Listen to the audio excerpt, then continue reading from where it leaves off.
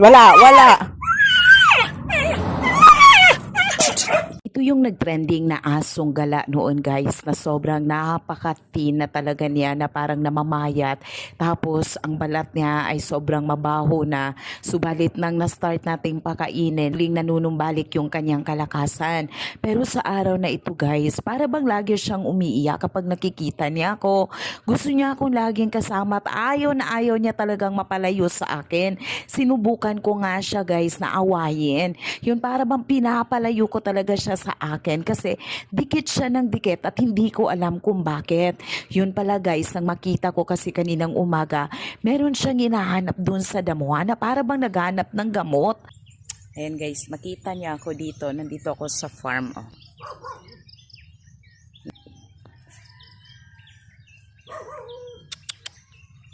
Tuy! Alisa.